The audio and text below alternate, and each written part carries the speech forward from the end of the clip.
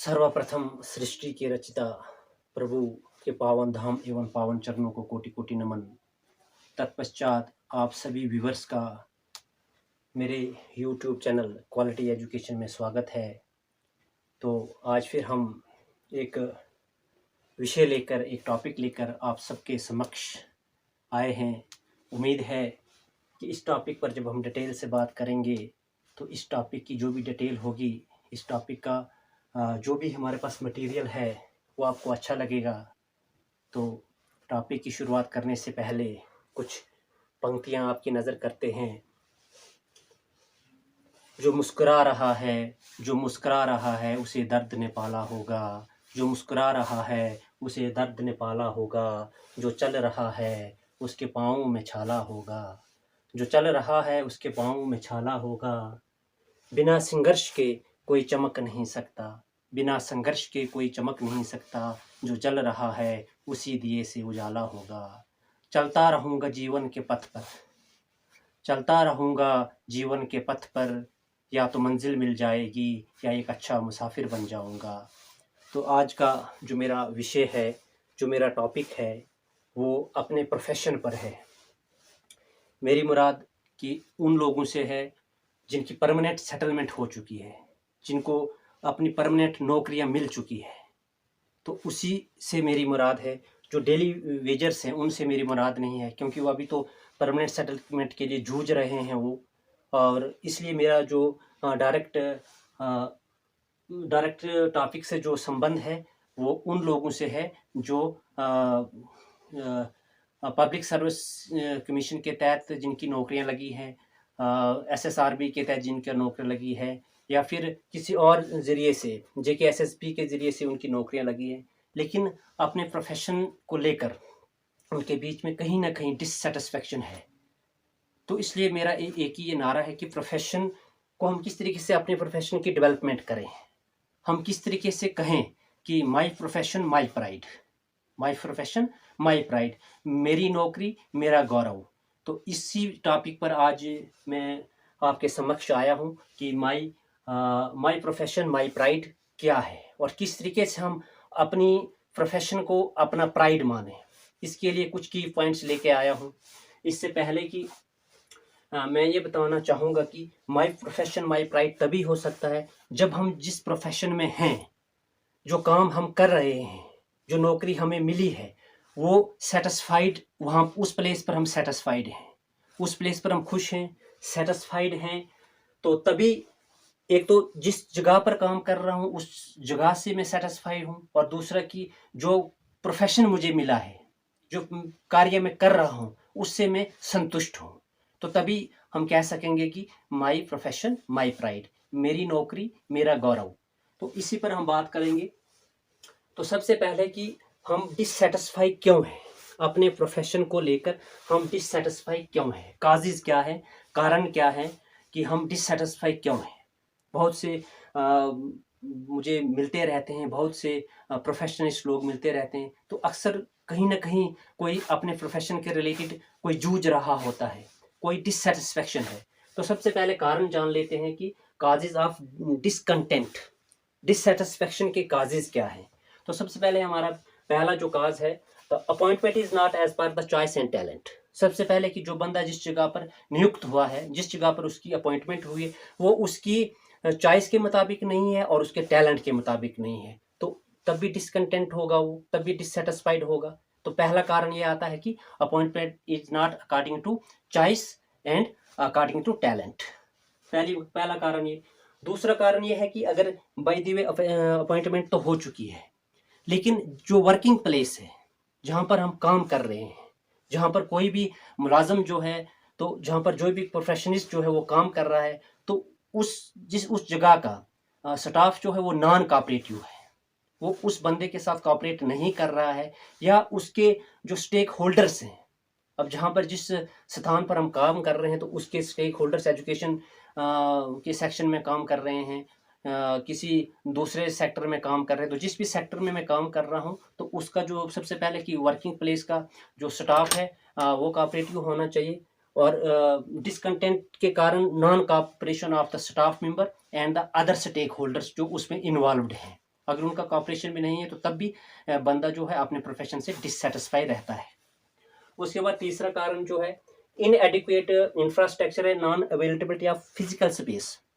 कहीं पर बहुत से लोगों से मैं मिला तो उनका यही कहना है कि हमारे पास जो इंफ्रास्ट्रक्चर है वो इनएडिक्वेट है, और अगर उस इंफ्रास्ट्रक्चर को हम इंक्रीज करें, उसकी एफिशिएंसी को बढ़ाएं, उसको फिर फिजिकल स्ट्रक्चर्स को बिल्ड अप करें, लेकिन वो फिजिकल स्पेस ही नहीं है। तो इसलिए inadequate physical structure as well as non availability of the physical space for the development of the physical structure. क्योंकि जिस प्लेस पर हमने काम करना है, जिस स्थान पर हमने काम करना है, तो सबसे पहले हमें वहाँ पर फिजिबिलिटी होनी चाहिए। किसी भी कोई बिल्डिंग बनानी है हमने, जब हमारे पास बिल्डिंग होगी तभी उसके अंदर हम कोई ना कोई काम कर पाएंगे, चाहे वो एजुकेशन सेक्टर है, जो भी सेक्टर है, सबसे पहले हमारे पास फिजिकल इंफ्रास्ट्रक्चर का होना ज़रूरी है।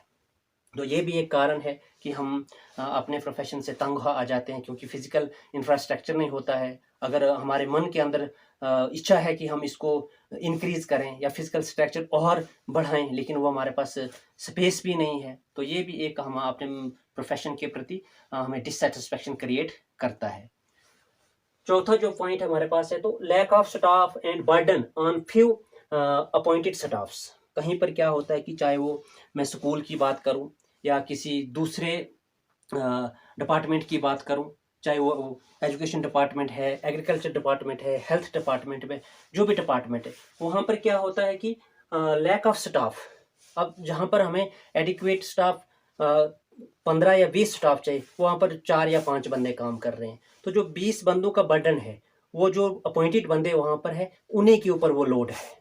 तो तब भी बंदा अपने प्रोफेशन से डिससेटिस्फाई रहेगा, डिसकंटेंट रहेगा कि ये चीज़ तो 20 बंदों का काम था, अकेले 6 बंदे कर रहे हैं हम। तो वहाँ कहीं ना कहीं बंदा अपने प्रोफेशन के रिलेटेड वो ये नहीं कह पाता है कि माय प्रोफेशन माय प्राइड, क्योंकि उसके ऊपर ऑलरेडी बर्डन आ चुका होता है।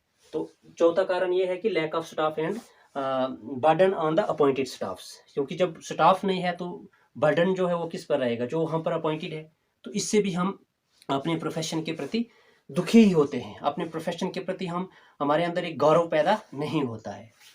पांचवा जो कारण है कि जब भी कहीं जजमेंट्स होती है, कोई अवार्ड्स दिए जाने होते हैं, कोई एप्रिसिएशंस सर्टिफिकेट्स दिए जाने होते हैं, तो वहाँ भी जो हमारा एडमिनिस्ट्रेशन है किसी भी डिपार्टमेंट का, चाहे एजुकेशन का है, हेल्थ का है, एग्रीकल्चर से है, किसी भी डिपार्टमेंट से, तो वहाँ पर जो हमारा एडमिनिस्ट्रेशन जो होता है, तो वो कहीं ना कहीं प्रिजुडाइसिस करता है। क्योंकि जो एक्चुअल ग्राउंड पर बंदा काम कर रहा है, दिन रात मेहनत कर रहा है अपने डिपार्टमेंट के लिए, जहाँ पर उसकी सर्विसेज हैं और सेल्फलेस सर्विसेज वो दे रहा है, चाहे वो एजुकेशन डिपार्टमेंट की बात हो, हर भिन्न भिन्न डिपार्टमेंट्स की मैं बात कर रहा हूँ। तो जब कभी ऐसा होता है कि हमें कोई अवार्ड्स मिलने होते हैं या कोई एप्रिसिएशंस होती है, तो वहाँ पर हमारा जो हायर अथॉरिटीज़ है उनके बीच में प्रेजुडाइसिस होता है और वो प्रॉपर जजमेंट नहीं कर पाते हैं कि किस बंदे को अवार्ड दिया जाना चाहिए या किस बंदे को नहीं दिया जाना चाहिए। तो जब जो एक हार्ड वर्कर होता है, मेहनती होता है, तो जब वो देखता है कि मैं इतनी हार्ड वर्क करने के बाद भी मेरा नाम किसी सूची में नहीं आया, एप्रिसिएशन नहीं की मेरी, तो वो भी डिसकंटेंट हो जाता है अपने प्रोफेशन से। तो ये 5-6 कारण हमारे पास है कि हम डिससेटिस्फाई क्यों रहते हैं अपने प्रोफेशन के प्रति। अब बात आई कि अब जहाँ पर हमारी अपॉइंटमेंट हो गई, अब वो तो चेंज कर नहीं सकते हैं, अब अपॉइंटमेंट तो हो चुकी है। अब उसके प्रति हम अपने अंदर अपना मॉरल किस तरीके से इंक्रीज करें, हम किस तरीके से अपने आप को डेवलप करें, कि हम किस तरीके से अपनी सेंस ऑफ रिस्पॉन्सिबिलिटी को बढ़ाएं, या सेंस ऑफ हमारा जो विजन है, जो हमारी थिंकिंग पावर है, उसको किस तरीके से बढ़ाएं, ताकि हम अपने प्रोफेशन के प्रति ये कहें कि माय प्रोफेशन माय प्राइड। तो काम तो करना है। तो इसलिए की पॉइंट्स जो हमारे पास हैं, तो वो की पॉइंट्स मैं बताऊंगा कि प्रोफेशन के प्रति हम किस हिसाब से हम ये माने कि मेरी नौकरी, मेरा प्रोफेशन मेरा प्राइड है, कैसे बता सकते हैं। सबसे पहले कि जिस जगह पर हम नियुक्त हैं, जिस जगह पर हम अपॉइंटमेंट्स हुई हैं, चाहे फिर वो JKSSB के तहत हुई है, JKSSRB के तहत हुई है, जिस भी तरीके से अपॉइंटमेंट्स हुई है और जिस स्थान के लिए हुई है, सबसे पहला पॉइंट आ जाता है कि ऑन द वर्क प्लेस। सबसे पहले हमने जहाँ पर काम करना है, जहाँ पर हमारी अपॉइंटमेंट हुई, उस प्लेस को ऑन करना है।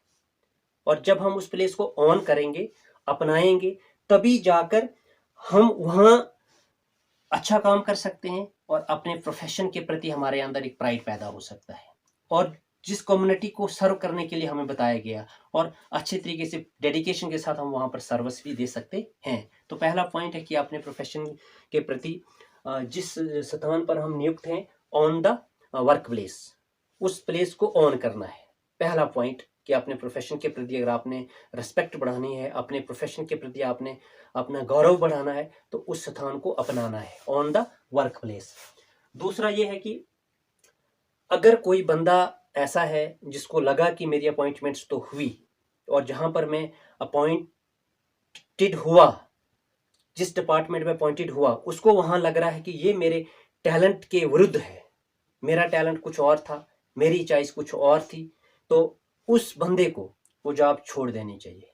क्यों? क्योंकि अगर उसके टैलेंट के हिसाब से अगर उसको जॉब नहीं मिली है, उसकी चॉइस के हिसाब से उसको जॉब नहीं मिली है, लेकिन छोड़ने से पहले उसको उस जॉब पर और अपने टैलेंट्स पर, अपने ऊपर इतना हार्ड वर्कर वो होना चाहिए, इतना विश्वास उसको होना चाहिए कि मैं अगर ये जॉब छोड़ रहा हूँ तो लेकिन जो मेरी चॉइस है, मैं अपनी चॉइस का जॉब लेकर रहूँगा। तो इसलिए अगर वो सेटिस्फाई नहीं है कि उसके टैलेंट के हिसाब से उसको जॉब नहीं मिला, बाई चांस कभी क्या हो जाता है कि मजबूरी के तौर पर कोई, मेरी चॉइस कुछ और है, मजबूरी के तौर पर, क्योंकि अनएम्प्लॉयमेंट है, बेरोजगारी है, तो मजबूरी के तौर पर मुझे कोई ना कोई नौकरी करनी पड़ती है, लेकिन मेरे अंदर वो टैलेंट नहीं है कि मैं वो नौकरी कर सकता हूँ।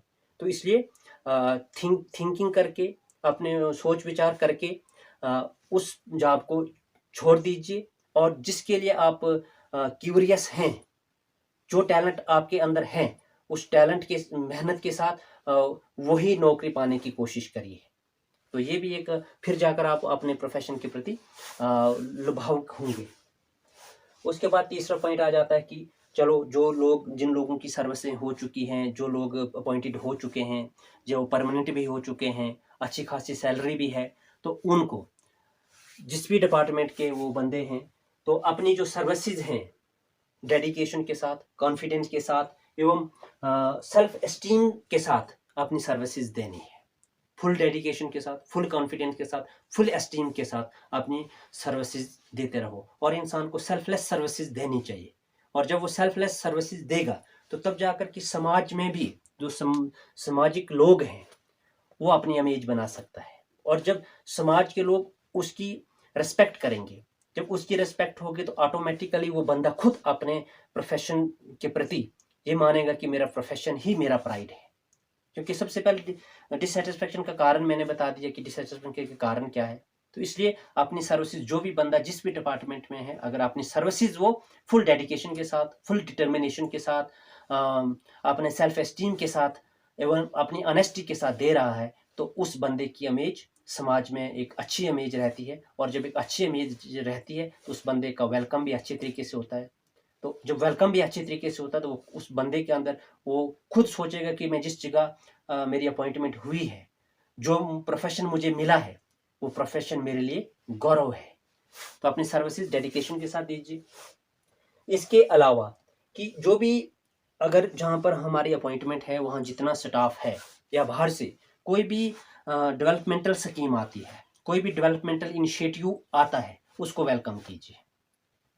उसमें कोई नेगेटिविटी लाने की कोशिश नहीं कीजिए। और स्टाफ मेंबर्स के बीच में इतना कोऑपरेशन और कोऑर्डिनेशन होना चाहिए कि हर डेवलपमेंटल स्कीम को कामयाब करने की कोशिश करनी है।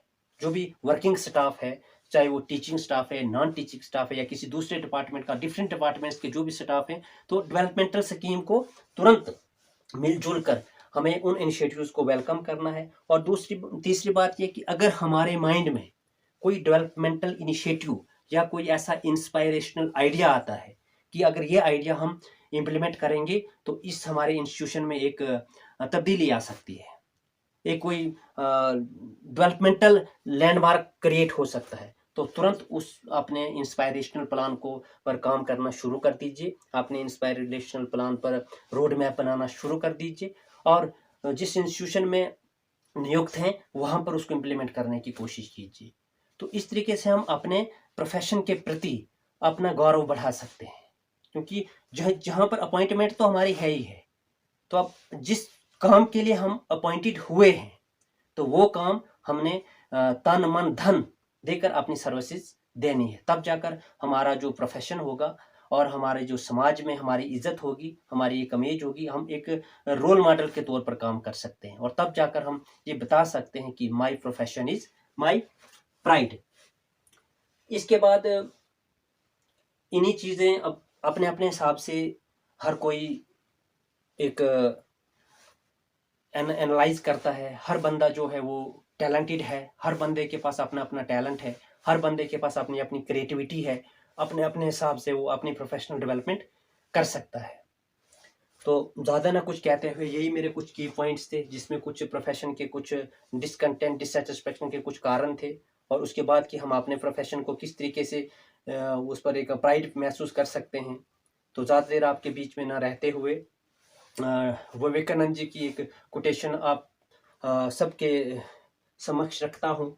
Anything that make you weak, anything that make you weak physically, intellectually and spiritually, reject it as poison. Anything that make you weak physically, mentally, spiritually, reject it as poison. अगर कोई भी चीज़ आपको जिस्मानी तौर पर, रूहानी तौर पर और जहनी तौर पर कमज़ोर बना रही है तो इस चीज़ को एक जहर समझकर छोड़ दो, तब जाकर आप अपना जो आपके अंदर क्रिएटिविटी है उसको आगे आप ले सकते हो। तो यही आज का मेरा जो टॉपिक था, my profession is my pride. अगर आपको ये टॉपिक अच्छा लगा तो मेरे चैनल क्वालिटी एजुकेशन को लाइक कीजिए, कमेंट कीजिए, शेयर कीजिए एंड सब्सक्राइब कीजिए। आपके बीच में हम फिर और नई सी नई वीडियोज़ लेके मैं आपके समक्ष आऊँगा। आप सभी व्यूवर्स का मेरी ओर से धन्यवाद। Thanks for watching.